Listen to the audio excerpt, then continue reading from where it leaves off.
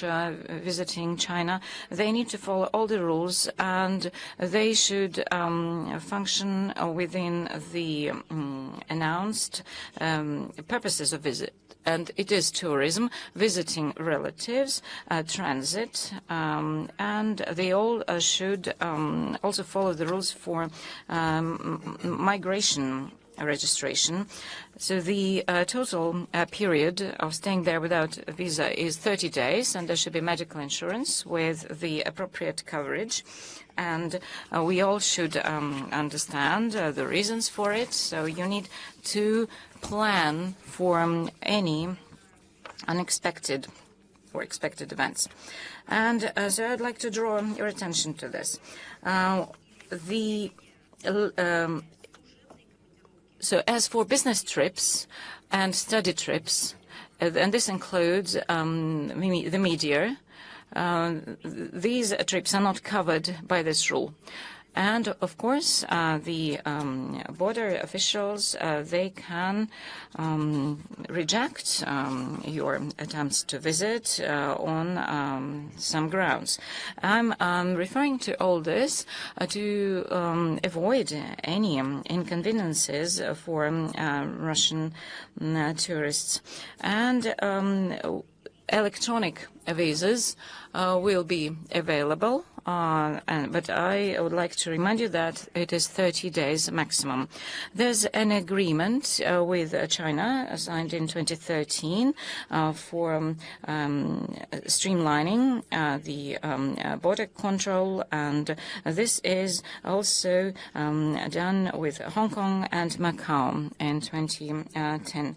There's also multiple visas which are provided for the period up to 6 months if there's a confirmation of booking a room in a hotel and resorts.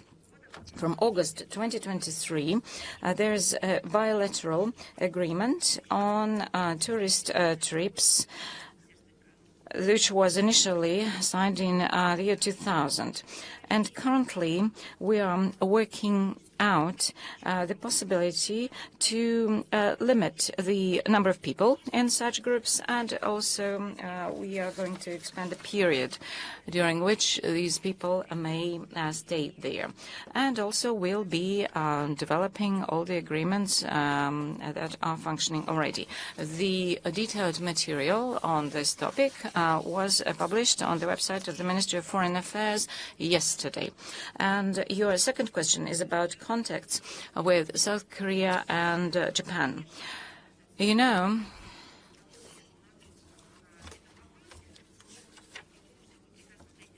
you probably are well aware that this topic is covered regularly in briefings, and there are regular comments on the website, and this is reflected in interviews by the Minister of Foreign Affairs and his statements and his deputies, our ambassadors to those countries. You should understand that changing in relations with these countries is based not on the changes in Russian views on such ties and relations, but it is due to the changes in the policies of those countries. So they are changing their political, economic, and humanitarian relations tracks. So this is done on the other side, and unfortunately we see some negative steps and measures, and they lead to changes in the agenda of our relations with such countries. With some countries we had to pause such relations, and we keep saying about this after specific steps and occasions. Now let's take a broader vision, a broader look on South Korea. This has been unchanged. And again, it was not us who caused degradation of the relations. And, of course, establishment of a full dialogue is required, but we need to see some steps on behalf of South Korea. And this includes their participation in imposed sanctions against Russia, which is illegitimate. And right now, we don't see any steps from Seoul, and we are going to continue our policy. As for the other state, so they do not only declare some negative steps towards Russia, and Japan also promotes Russophobic statements and stance. They expand their relations with NATO members, and this is all of aggressive nature.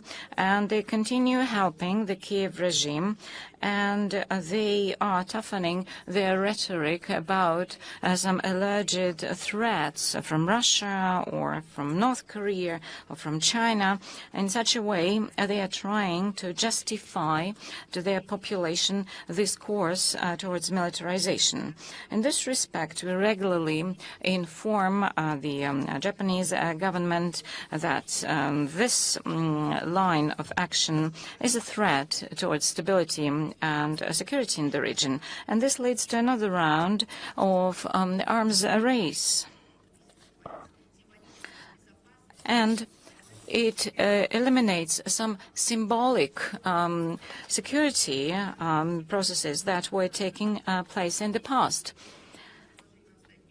And we need to reinstate that in order to develop the bilateral cooperation, and we are neighboring countries, so we need to reinforce it with some specific states. And Japan should neglect their Russophobic statements and approach. And now, Novosti Agency, your question, please, from the audience. Thank you very much. Christina Rodriguez. Oh, yes, I know you. Very nice to hear that. Thank you. I have two questions, and if you allow me, the first one is about the news that the Organization on Cooperation in Europe, they're going to eliminate the Nagorno-Karabakh resolution group. What about, can you say about this? And my second question is, what about the fate of 13 citizens that were arrested in Azerbaijan, and what is done in relation to that? Let us start with the situation with our citizens. Naturally, our diplomats are in constant contact with the law enforcement agencies and relatives of the arrested individuals. We provide assistance in financing the lawyers for our citizens upon their request. 3 visits of Russian citizens by consular staff have been arranged in Baku on the 3rd, 14th, and 23rd of July. We've applied for a 4th visit, but the Azerbaijani part has not expressed its consent. We hope they will. On the 2nd of July, we asked for information about the state of their health and medical assistance provided. No response so far. At the moment, the Russians are allowed meetings with relatives once a week, up to 1 hour. They can get letters through the lawyers. They are not allowed to place calls from the detention center. We want to emphasize that the release of our citizens is a major step to normalize relations between Russia and Azerbaijan. The topic was discussed in detail on the 22nd of August during the Russian-Azerbaijani Intergovernmental Commission on Economic Cooperation held in Astrakhan. And Russia's position was referred and explained to the Azerbaijani delegation. I think and I hope that over the years, over the decades, I should say, nobody would have any doubts, nobody should have any doubts, and no doubts are left that the Russian Foreign Ministry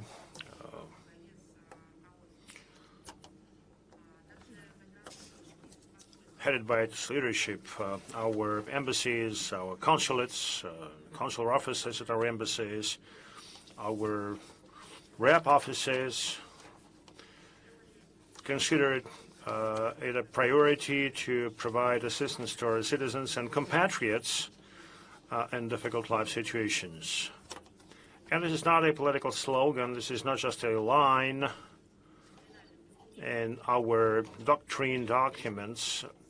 This is something that is made key by our minister, Sergei Lavrov. This is something that young diplomats are taught. This is something that's been tested in practice in many circumstances, be it political persecutions of Russian citizens, and this is what Maria Butina and Viktor Putin, Konstantin Yaroshenko, and many other Russian citizens can tell you about. This also applies to some routine situations that happen to our citizens and compatriots on a daily basis, and this is what our consular staff can talk about at length. This also applies to global shocks, such as the pandemic, when the Foreign Ministry, in cooperation with other bodies, arranged an action called No One is Left Behind, and this applied to all Russian citizens who found themselves abroad during the pandemic. Well, I do realize why this topic keeps re-emerging, but I also know, and I know that the media and the public at large and our human rights activists are confident that the Minister of Foreign Affairs will always stand for Russian citizens, and not just citizens, but also compatriots. And the situation with the Russian mountaineer also demonstrated that we do whatever it takes to provide necessary assistance. So thank you for your interest, and thank you for your engagement. Let me assure you that there is no situation that we would not consider and that we would not try to address and take necessary steps in order to uphold the rights of our citizens and provide them with support. You also asked about the Minsk group, right? Well, on many occasions we commented on the situation with the Minsk group. I will not get back to that, but will provide a link to our previous comments just to demonstrate the integrity of the entire process. And we will introduce the link to the text of today's briefing. Now, as per the silence procedure launched by the Finnish presidency of the OSCE, the Minsk conference on Nagorno-Karabakh settlement, or the Minsk group, or a high-level group of planning, the personal representative of the effective chair. Well,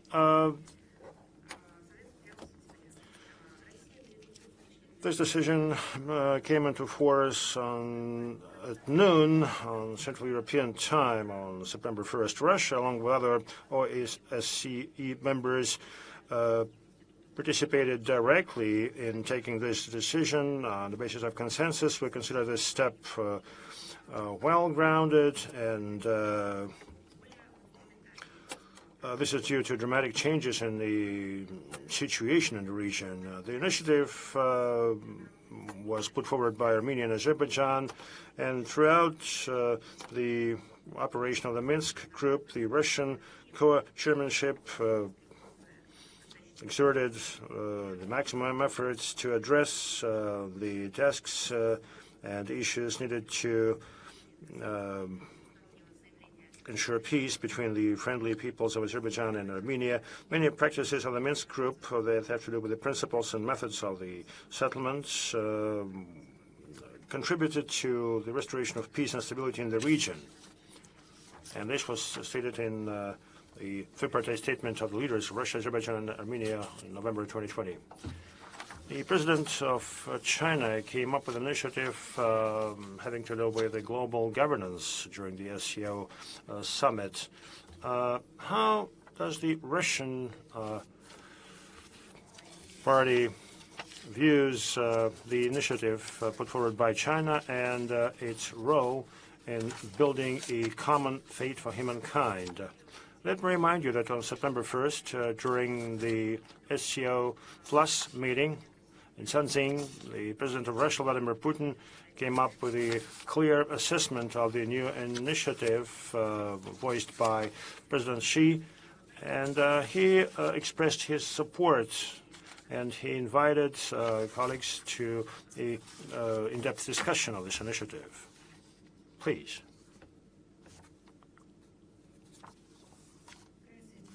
Hello, a person from China. What can I say about the activities that were completed in China?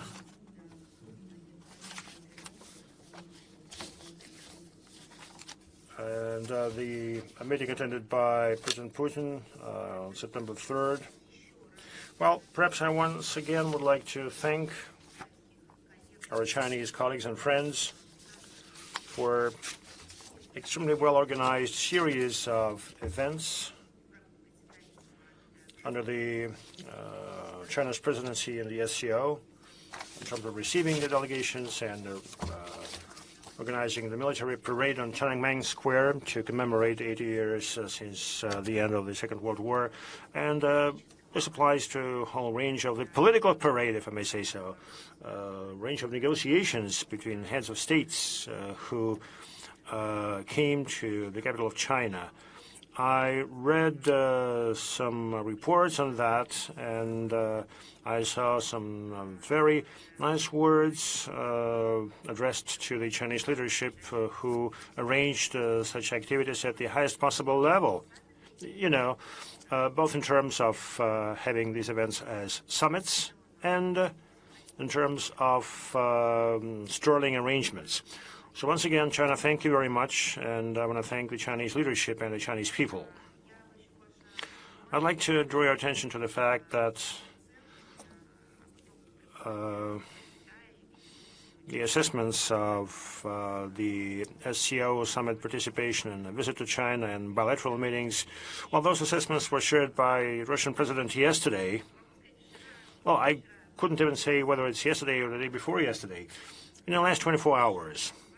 During the last part of his stay in China. I think this is where you would find the complete set of assessments and his personal impressions, too. I can add that on top of what has been said, the official visit became one of the most important events in the political life of our country this year. And the participation of the President of Russia in the SCO summit in Shanxi and the fully-fledged Russian-Chinese summit in Beijing, and about half a dozen, or actually almost 2 dozen of political meetings with foreign leaders. Well, this destroys all the attempts of the West to squeeze in their message of isolation. I don't know what else they came up with.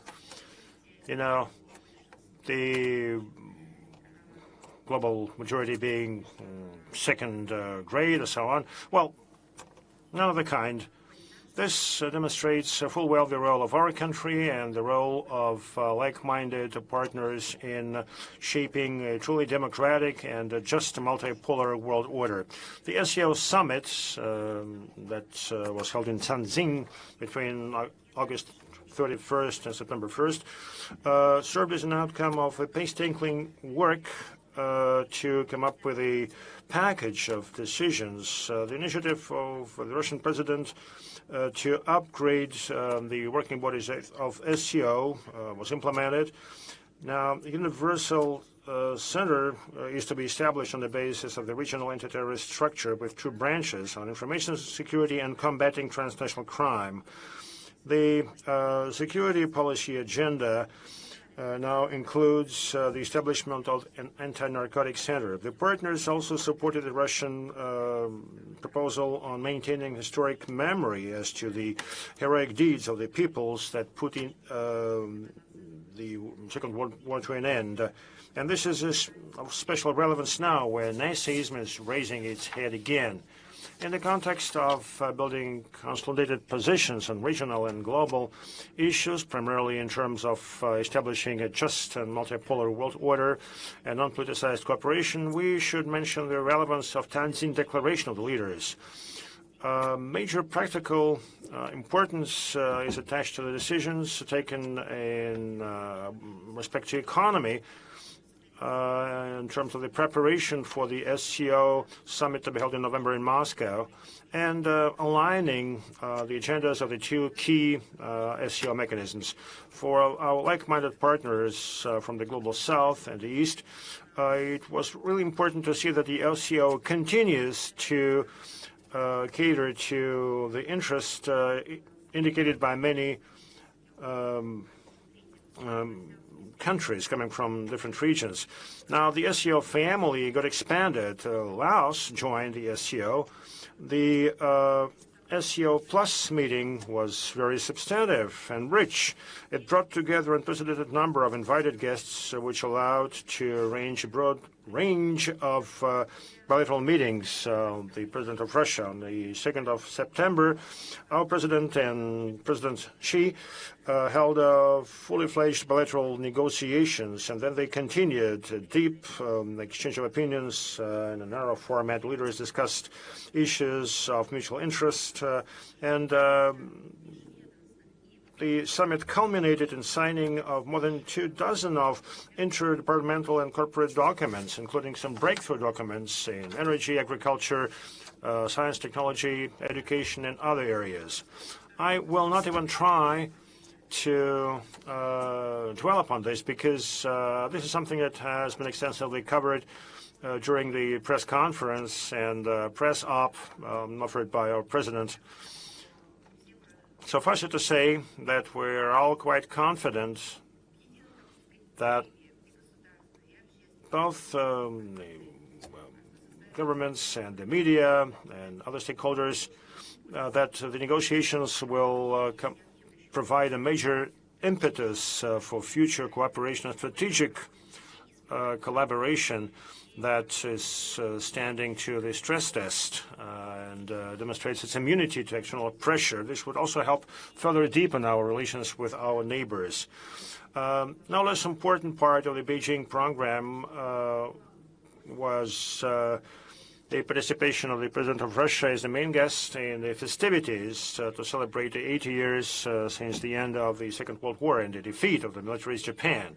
If you recall, in May, the President Xi made a state visit to Russia, and during the visit on the 9th of May, he took part in the festivities in the Red Square and the military parade to commemorate 80 years since the victory in the Great Patriotic War. In this context, the decision of the Russian and Chinese leaders to be together on such memorable dates for our peoples is quite symbolic, and it demonstrates the very strength of our shared positions in terms of defending historic truth and our joint struggle against the attempts of the collective West to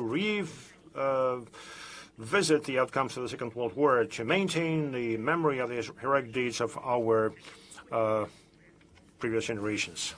International Live, please, your question. You talked at length about the upcoming participation of the Russian delegation at the General Assembly of the UN. Not all the countries will be able to be there.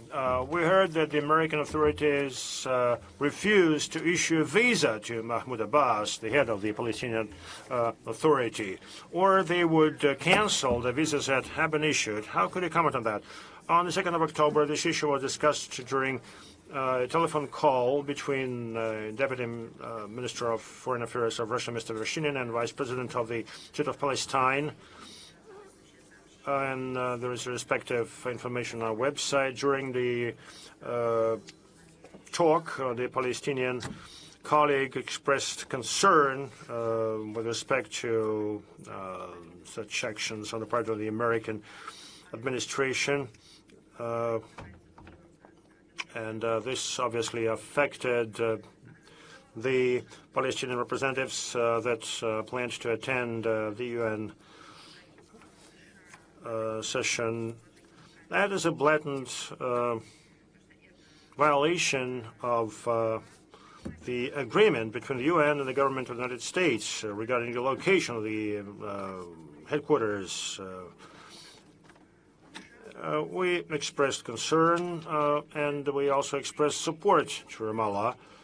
And I want to emphasize that this is an unacceptable violation of the agreements of 1947. As to the access for Palestinian delegation to New York and their participation in a high-level conference on addressing Palestine-Israeli conflict, well, this definitely would affect the reanimation attempts with respect to a Middle East peace process aimed at ensuring lasting peace and stability in the region.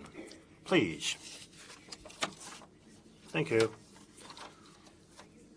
Izvestia agency. Let us get back to Madam von der Leyen's statement. Well, of course, I will allow you, but I'd rather not. But still, multinational force in Ukraine and discussion around the statements made by her. Now, why your bureaucracy in circumvention of national governments are so keen to talk about their Napoleonic plans? Well, because Napoleon comes from the Western Europe. Well, the other thing is that while implementing those Napoleonic plans, they should remember what those plans ended in, but they never studied the history. There is no way out of this. The only way would be to study history and to stop lying. That would be quite useful. Now, the other thing is, you see, we have to see the situation in all its complexity. Well, if Madame von der Leyen has a German passport and represents the European Commission, well, she allegedly upholds the interests of the Europeans and the Germans. Well, that would be an ideal situation. That's what should happen in principle. But in reality, as often would be the case in Western Europe, political figures and country leaders, under the guise of European interests, acted against not just the interests of their citizens, but against their very security. I'm sorry, Hitler was not parachuted to this earth by aliens. No, Hitler was fully financed and supported by elites, Western European elites and American elites. So without tremendous financial and political support, Hitler would not have ever been possible. And I wonder if Hitler reflected the interests of the German people. Well, those were just slogans. On the one hand, he hurled the German people into the hell of the Second World War, and he also infected the German people with the Nazism, and this is something that would always result in the demise of the very people, because the people are fed with those nationalistic ideas, or the other way would be to rehabilitate the people and to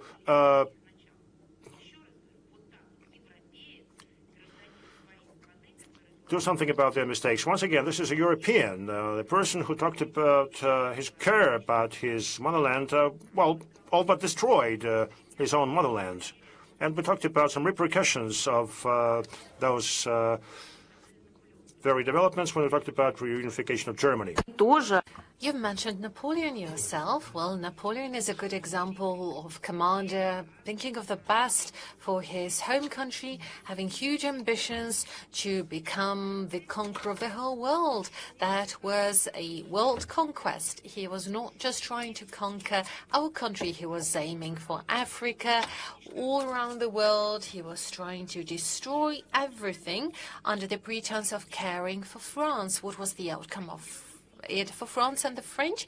Well, that was a truly shameful part of their history. The French tried to still present Napoleon as a national hero, defining democracy. But this is indeed shameful when a commander, leader of the country, declares that kind of a crusade.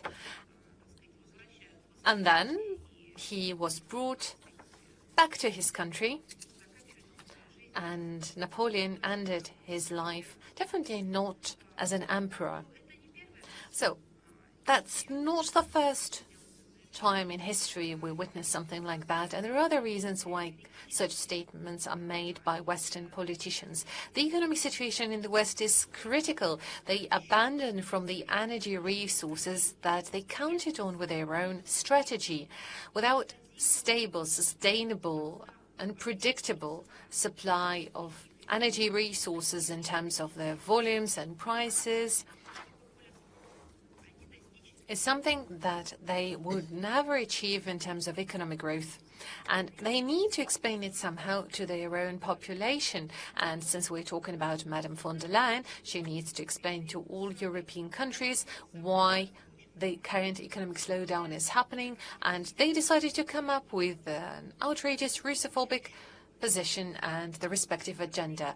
Madame von der Leyen no longer represents the interest of her own country, even formally. And there is plenty of evidence to that, irrefutable evidence, and that is namely the fact how Madame von der Leyen organized procurement of COVID-19 vaccine. Her bet was not on the pharmaceutical industry of the Western Europe, and I can definitely say that over the post-war years and even at the beginning of the 19th century, the pharmaceutical industry of the West was always advanced, but nonetheless, von der Leyen didn't make a bet on the European vaccines. No, on the contrary, she chose to procure US-produced vaccine in huge numbers. It wasn't even properly tested. It was produced by the US manufacturer, and it's not that there were no options offered by the local manufacturers. It is a blatant desire to ignore national interests and interest of national manufacturers. That's not promoting the interest of your own country and your population. No, that's something different. That's lobbying of very different political interests and political segment as the one that Madame von der Leyen declares to represent. If there are no further questions, let's move on. Yes, please. My name is Svetlana Kluchkina. I represent the National News Service. Madam Zaharova, my question is about the potential further escalation of the conflict between the United States and Venezuela and how that could potentially impact Russia.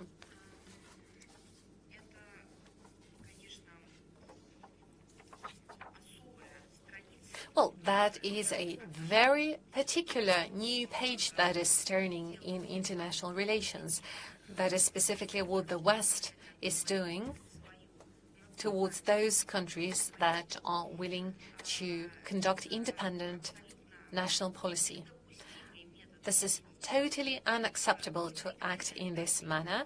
This is unhinged pressure being imposed against Venezuela in every aspect, be that political manipulations. We've seen Venezuela conducting democratic elections, and again the West would refuse to acknowledge those elections and recognize their results. The West would come up with new requirements over and over again, demands regarding elections that are conducted by an independent country, not associated with the EU in no way at all. And just look at the outcomes of those elections. Look at the sanctions pressure imposed against Venezuela, manipulating of the matters of human rights protection. And unfortunately, the situation is escalating again and again by posing threat to regional security and even global security. We've been commenting on this matter repeatedly, and I can only confirm that our assessment remains unchanged. Just lately, this week, we have provided some extensive commentary on this matter. It remains intact. Yes, please. My name is Irtin Chimik. I'm from Mongolia. So you mentioned that 2 days ago, Mongolian, Chinese, and Russian presidents met in Peking, Beijing, and they reached an agreement that Siberian Power to natural gas project will begin soon. So can you tell me the exact time when are you planning to construct the pipelines through Mongolia to China, and amount of investment and importance of this project to Russia? Thank you very much for the trust expressed towards us. I can assure you that I will be happy to provide you with some additional materials on this matter prepared by the relevant experts. That will be the details on the timing. I will specify that, and I will get back to you with detailed answer. So please just left your contact details. I understand that you have specifically arrived to the forum. I will get the most relevant information on the timing of the project, and I promise we will get back to you on that. Let's proceed for now. Next question, please. Nikolai Kogubuk, Zvezda TV channel. Madam Zaharova, I would like to get back to the topic of China. The West was carefully watching the visit paid by President Putin and Kim Jong-un to China. What is the attention that the Western media is paying to the leaders, and do they get the message correct? Well, I can tell you that I haven't noticed particular homogeneous coverage of what was happening. This time, I haven't witnessed some kind of collective unconscious reaction, because there are some objective and historic facts. Our leaders have met in Beijing, and they have met to commemorate event that is important for the whole world and is confirmed and reflected in the international legal documents, the outcomes of the Nuremberg Tribunal and the Far Eastern Tribunal, and also by the documents of the UN, including the UN Charter. So one couldn't possibly imagine that this is some kind of a fake date, less meaningful date or politicized date. No matter how it goes, no matter how they would try to manipulate the facts, those are very stubborn historic facts that they cannot avoid. This is why everyone had to acknowledge that. You could find some news coverage where there were some individual evaluations expressed regarding the military parade. We've seen some messages saying that this is yet another showcasing of militaristic attitude. Well, it's really amusing to hear that once we've seen NATO publishing some numbers on its budget, and this is something that I already commented on today. On the other hand, as for political assessments of the bilateral and multilateral meetings that took place, well, this is where we had a more homogeneous attitude, very similar to the traditional wars out of anything. There were some claims that three countries are getting together to intimidate someone. Again, the tone was set by the bureaucrats from Brussels. I already quoted Kaja Kallas earlier, the diplomat representing the position of the European Union, claiming that that was an attempt to threaten the world order. And the very same quote, the very same idea was picked up by all mainstream media. And again, the objective is presumably the objective of the European politicians and European mainstream media, having no independence whatsoever necessary to adequately cover international news. Well, they refrained from talking about the unity of the world.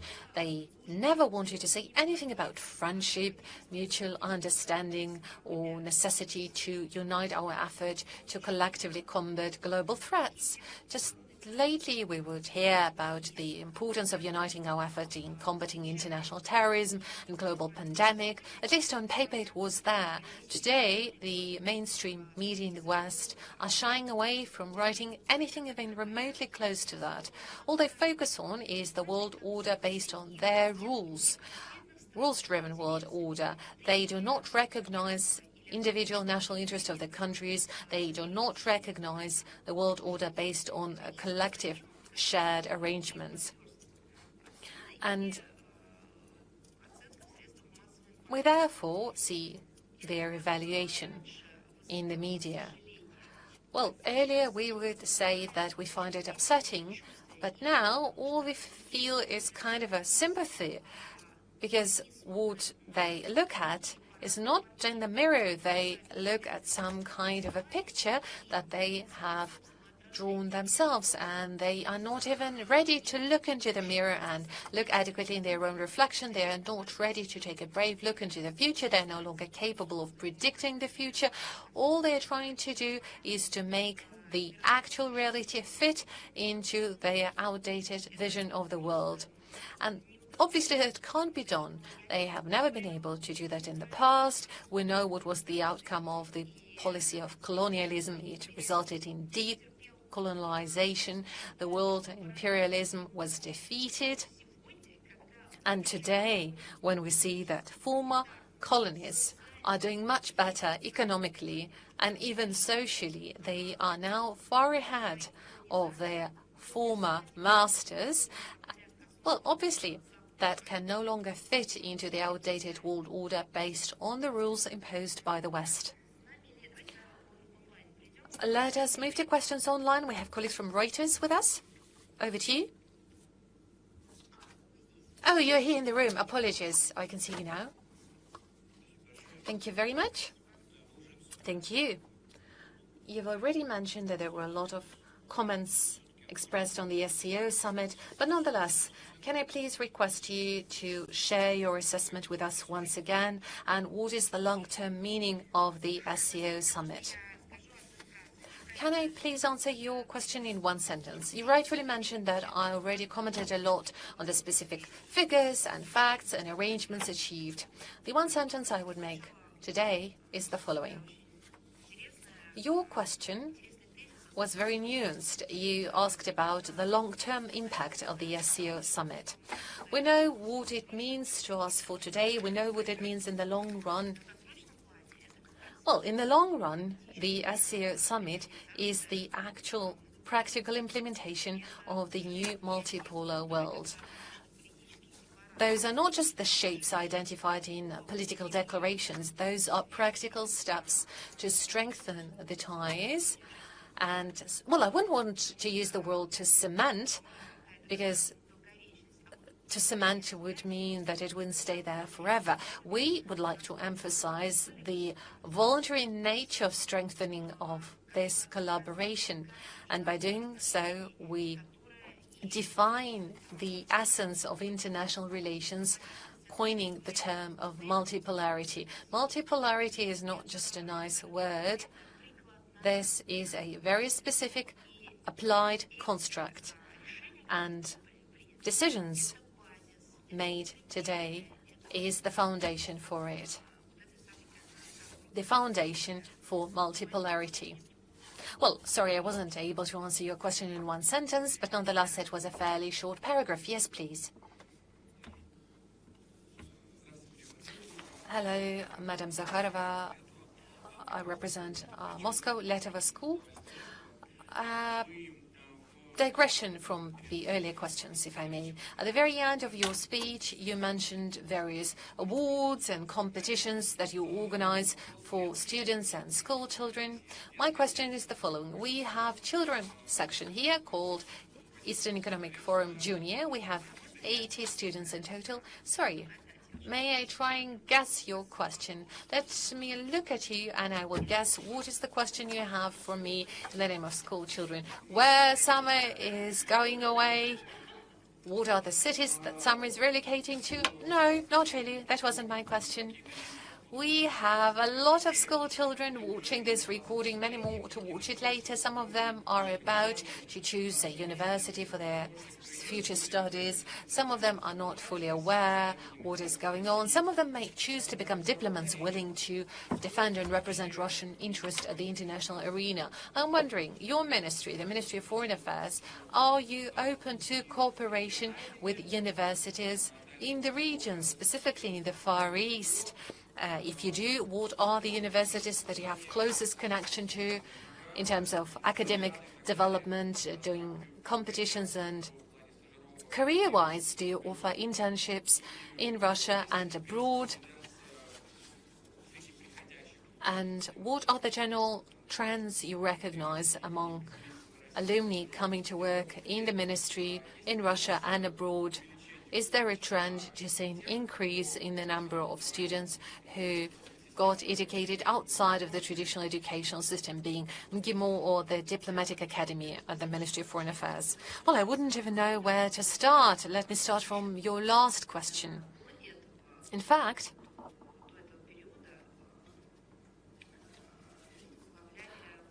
even before this very period, the heads and top managers of the Ministry of Foreign Affairs were not alumni of the traditional universities that you've mentioned. And this is one of the examples of how the Ministry of Foreign Affairs interacts with other universities. This is a historic tradition, and the representation and the idea that the Ministry of Foreign Affairs is only employing the alumni of the Ministry of Foreign Affairs of MGIMO or the Diplomatic Academy is entirely wrong. As I was saying earlier, there were former ministers of foreign affairs who would be alumni of other universities. And secondly, right now in the current leadership of the ministry, we have a very good representation of alumni of other universities, and this is a very powerful indicator, I would say. It's one thing if people are being employed by the ministry, but it's a different thing if they get very high-ranking posts. In the diplomatic corps, we have traditionally been having a very broad representation of alumni of various universities. And we are talking about at the level of minister, deputy ministers, ambassadors, heads of departments. That's what we are doing in order to showcase that it is a good and long-standing tradition to actively employ alumni of various universities. Now, as for your question on the regional universities, the Institute of African and Asian countries, the Lomonosov Moscow State University, the People's Friendship University, the Moscow Linguistic University. These are traditional universities where we scout a lot of alumni. And of course, regional universities do play a vital role in this regard. I guess you are going to write an article on that.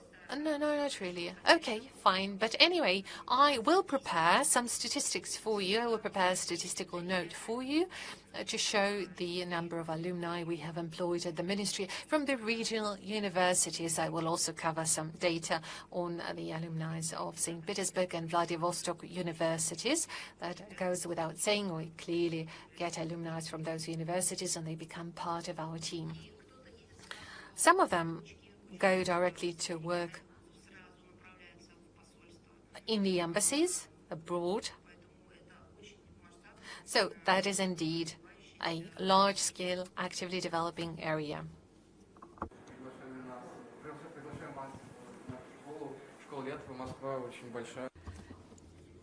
All right, we'll be most grateful. Yeah, we'll be most grateful for that. Thank you very much. Yeah, and I will be happy to visit your university. Yeah, let's take a question online. All right. After E. Good afternoon, Maria Vladimirovna. Stepan Kondratov. You know, it is not a morning. It is 1 p.m. here in Vladivostok. And where I am, it is 6 a.m. So good afternoon, everyone.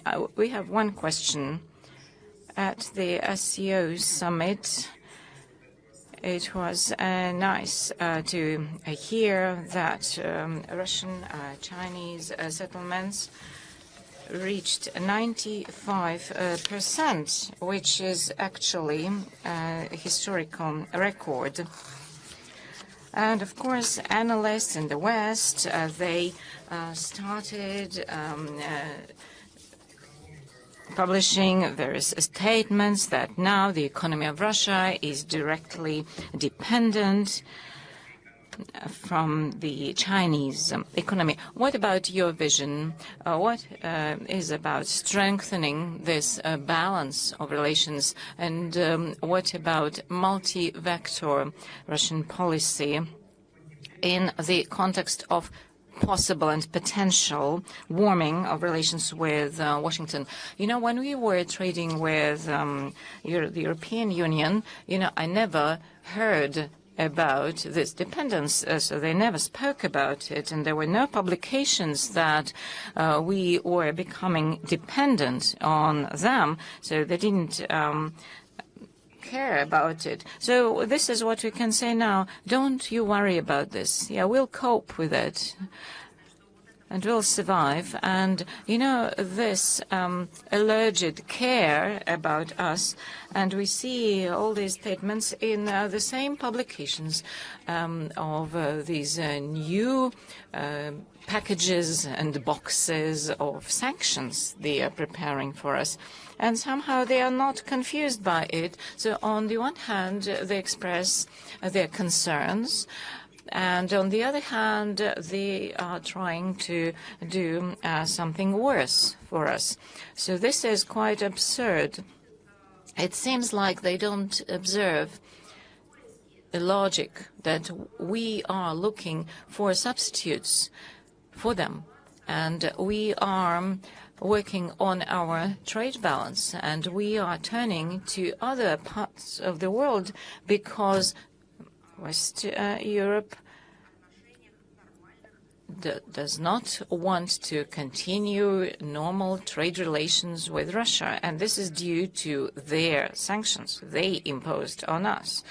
And if we speak about science and economy and other areas, they do not allow themselves to work with us, and they even do not allow to make settlements, and they prevent from logistics functioning appropriately. And now they express their concerns about this dependence.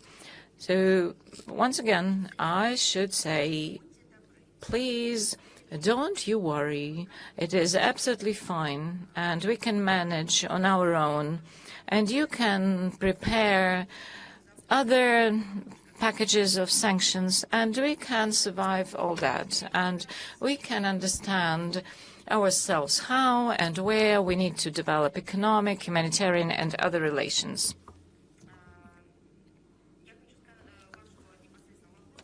And in relation to your question, and speaking about dependence, and in this case I'm not speaking about Western media, the President of the Russian Federation commented on that, and he called all those statements words of the people who envy these bilateral relations between Russia and China. And I believe that all those expert statements you referred to, they do not reflect the current reality, and their major goal is to worsen the relations, and they want to say that partnership and friendship among Russia and China is not so strong. We are an independent center of the economic power. And Russia is not involved in any machinations and techniques in order to balance somehow and to reach some destructive results in different parts of the world. This country is open to partnership. We base our activities on international law. We are not against competition. This is absolutely normal. This is natural. But it should be absolutely clear what rules we are following. And cooperation of Russia and China is based on equitability and common principles to various activities and policies, and using local currencies and settlements. This is a sign of stability in the global financial sphere, and Russia will continue developing this, developing strategic cooperation with China, and this includes finance, investment, and economic spheres.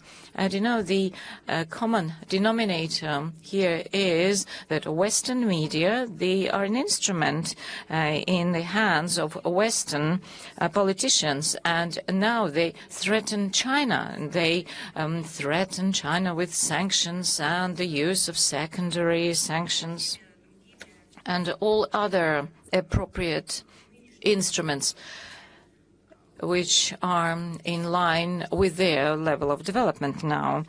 And business cooperation with other regions is also welcomed by Russia, and this should be done on a mutually respectful foundation and not based on some illegitimate rules which look like collusion. No, it should be all in line with the rules and the law. Using this, we can rely on each other, and we can check our actions with that. Thank you very much. Thank you. Okay, let's take one more online question. What about News.ru? Yes. Good afternoon. News.ru. Michael Rosen, we have one question. Yes? The SCO summit demonstrated that the world balance is changing and the position of the West is weakening and the global South is gaining more position. But the Security Council and other structures and IAEA, they remain as they are, and the Western agenda is prevailing there. So isn't it the time they should be changed with some new format? I would like to remind you that the UN that was established 8 years ago, during these 8 decades, was changing permanently, and it is in the constant process of adapting to the current realia and creation of specific guidelines for international relations in line with the international law. You are aware that the organization that was established 8 years ago and the organization which is functioning now, they are quite different in terms of its structure as well. And within this period, hundreds of international unions and associations were established, and they cover all areas of international relations.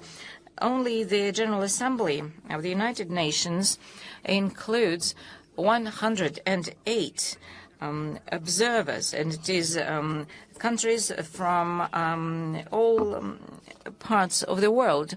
And on an annual basis, formal and informal coalitions are established, various platforms for cooperation and resolving specific issues. Sometimes they double their functions and sometimes they complement each other.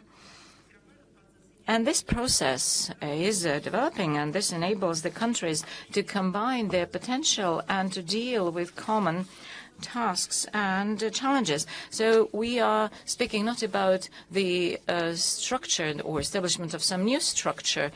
No, we are speaking about its adaptation to the multipolar world and new processes. And Russia has been developing these cooperation mechanisms with different countries and different regions, and we had it, and we used the elements of such mechanisms with Western states until they stopped that and established all the barriers between us. And for us, this work on developing a multilateral organizations is a separate track, and these years it has accelerated, and we see that the global South states, they are aiming for fruitful cooperation. We never closed ourselves from the West. No, it was their choice. Russia is for adaptation of global multipolar organizations adapted to the current conditions.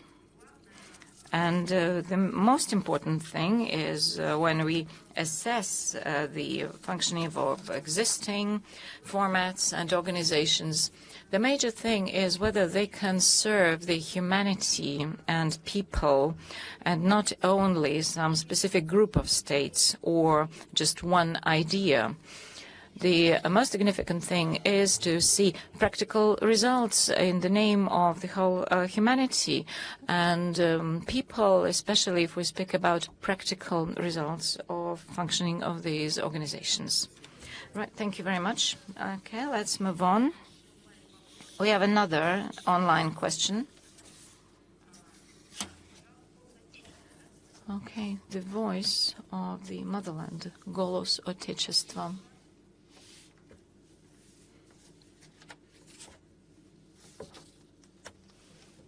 No sound. Unmute yourself, please. Oh, no. Okay, it is a different journal Вместе. Together. All right. Good afternoon, Maria Vladimirovna. I have a question and a small request, because there's special attention towards Oriental part of the world. What about our compatriots in China and children and grandchildren of people who moved to China? And also my question concerns the Orthodox Church in China. You know, I didn't quite grasp your first question. So how far those compatriots are? What do you mean here? So they live quite far away from us, yeah, and we are interested, how do they live there? Yes, quite an interesting question. My question is about whether Russia remembers those compatriots living them. Yeah, Russia remembers and thinks about all compatriots, whatever the geography is. So we never forget them. And secondly, we organize so many programs and events, and in the sphere of education, arts, humanitarian tracks. And also, when there is a request or demand, then we respond to it.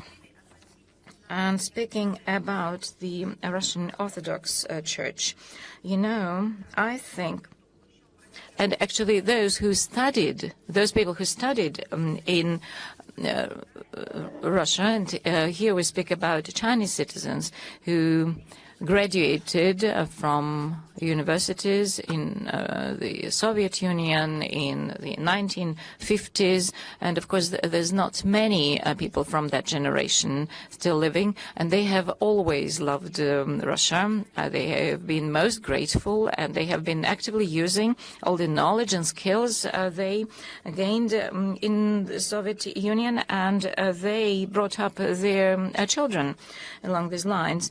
And there's a whole track of Russian studies, or we can call them Russophiles. So they love Russia. They were not maybe politicians and public figures, but in their everyday work and activities and in their attitude towards the country within their communities. So they promoted all these ideas, and now we see that there's many people who know and love Russia. Your second question was about the Russian Orthodox Church, right? Well, I'm not going to refer to the work of our international organizations that are working in China. But as for the Russian Orthodox Church, if we speak about specific parishes, then we need to refer to the Moscow central office. And not everybody is aware that in China there are Russian Orthodox churches. There are 4 churches, and 2 of them there are Chinese priests. And in May last year, I would like to remind you, and you should keep it in mind, the President of Russia, during his state visit to China, visited the Holy Veil Church in Harbin, and I believe that was a very significant example And I cannot say that it is under control of our authorities, but it has some political flavor as well. So we do take care, and we try to give close attention to the Orthodox Church in China. And, you know, I've been thinking that we need to study some good materials, and maybe we should have a special program about our embassy and our mission, because they are actively involved in Orthodox Church activities, because it is not part of our responsibilities, but because the location is the same. Among all the embassies, Russian embassies in the world, the largest one is in China. So previously there was a so-called spiritual mission of Russia located there. And during the Soviet times, so it was different, and all religious facilities and churches were converted and used for some other purposes. But in the recent times, thanks to the efforts of our mission, permanent mission there, and due to the activities of our diplomats and ambassadors,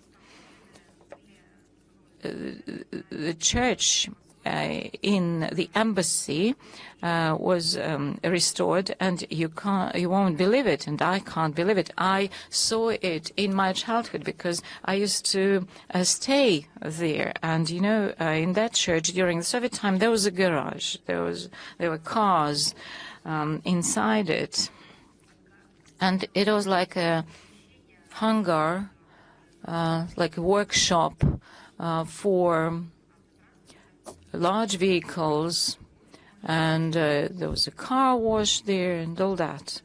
And right now it is a church, and it is very similar to how it looked like originally, and it is a functioning church.